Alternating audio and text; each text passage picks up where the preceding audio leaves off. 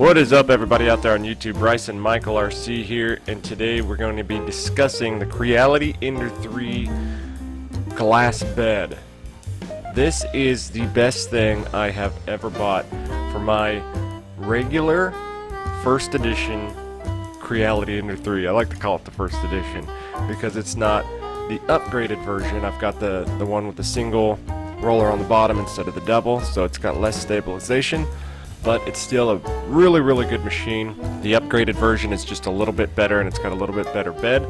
But still, comparatively to both Creality Ender 3s, this is the best bed that you can get. And I've done a lot of research, not only for the original Creality Ender 3, but even the upgraded version of the Creality Ender 3 deserves to have this bed right here.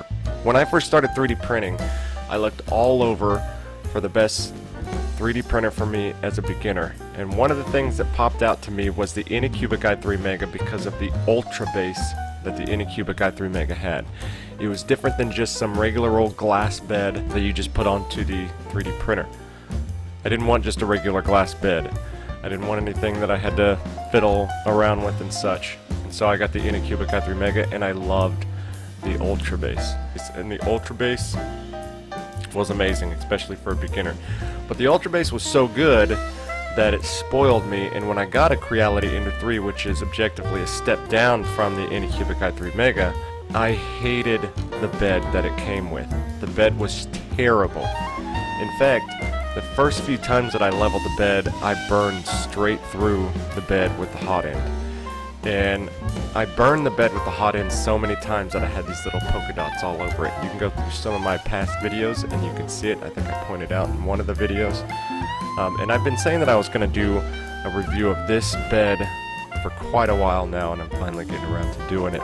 Once I put this bed on there and I started printing with this bed, the Creality Ender 3 prints just like the Anycubic i3 Mega, and I found the right settings to get it to print. The Creality Ender 3 is such a cheap but adjustable printer that through the settings and such you can get it to print just as good as an Anycubic i3 Mega, because it's a basic Bowden printer, and as long as you have a basic Bowden printer, they can ultimately be set up comparatively to any other Bowden printer depending on what you put on them, what upgrades and such you put on it. And turns out that Creality Ender 3, all it needed was a bed like the Ultra Base and settings. I love this bed so much. Now there's two huge things that you need to know when you get this bed. This is just the glass bed itself. So the Ultra Base actually plugs directly into the 3D printer.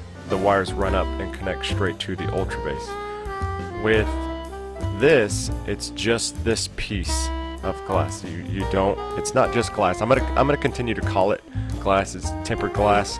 I'm just gonna continue to call it glass, but it's just this square piece, and then you put it on your metal bed, and then you have to clip it on. That's one of the downgrades. That's one of the things that sucks, because the thing that sucks about printers where you have to clip on the bed to it is that clip, the extra space that you need for clipping, actually shortens your bed because you don't want your hot end coming around and running into those clips. So it actually shortens your base up a little bit. And with the paper thin bed that they give you originally with the Creality Ender 3, you can put those tiny little itty bitty clips on it and it holds it just fine. But if you come and upgrade to this, you're going to have a way better bed, but you're going to have a way shorter build area. And what I mean by that is you have to get the bigger clips. You have to get the bigger clips, because the little clips, for one, you can clip them on, but they're going to be very strenuous, and I had a couple of them pop off and the bed kind of slide, and you don't want that to happen, because then you're going to have shifting layers and things, and you don't know when or if it's going to happen. So you might as well just go with the bigger clips that are stronger and just put them on there. That was the only downfall that I had with this bed. But the way that it performs, the way the filament sticks to the bed, it's such an upgrade that isn't the biggest I mean, it's really not that big of a deal. It really isn't. Unless you're wanting to print gigantic things, which I do print big things, but I can slice them down into smaller things, and I have no problem with it, because the one thing that people think is if you have to break things into separate pieces and then glue them together later, that it takes longer to print them. The thing is, it takes the same amount of time, essentially. In fact, it could take less time. I had a video on that not too long ago about adjusting your pieces, splitting something into multiple pieces and adjusting the pieces to where you don't have to have any support. So you can ultimately knock out all of your support like in a helmet. There's certain ways to split it up to where I've built helmets that I had absolutely zero support on.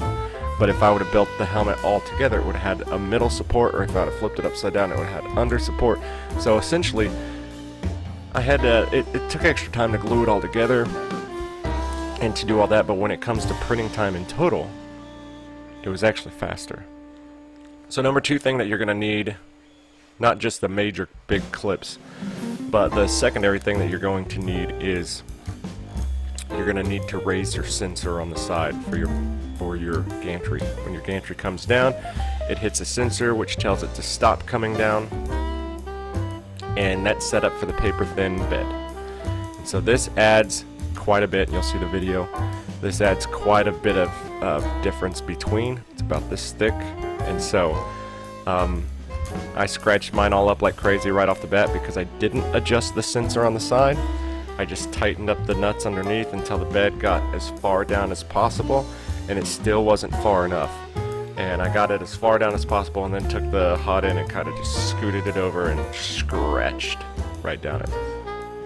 And then of course I had to scratch it back off. So what you want to do is go to the sign and undo those screws there, and then you just kind of lift it up a tad. Remember, it just needs to go up a little bit. It may seem like a lot because it's such a thicker piece, but it's really not that much, because you've got to take in to consideration that the bed is adjustable, it moves up and down depending on how the nuts at the bottom are adjusted. So you don't need to move it up all that much. You can move it up way too much. That's what I did at first. And then thing about the Creality Ender 3 is the looser that you get the bed, the less that it stays level. Because the looser it gets, the looser those nuts are on the bottom, and the more the bed moves around. So you do want to get that as tight as you can, because the bed moves less and it stays the tighter it is.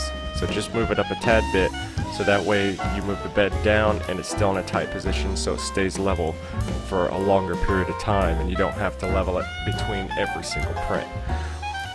I wanted to show you guys this real quick. This is the Anycubic i3 Megas Ultra Base, and this is the Creality Ender 3's upgrade that I'm talking to you about right now, the tempered glass.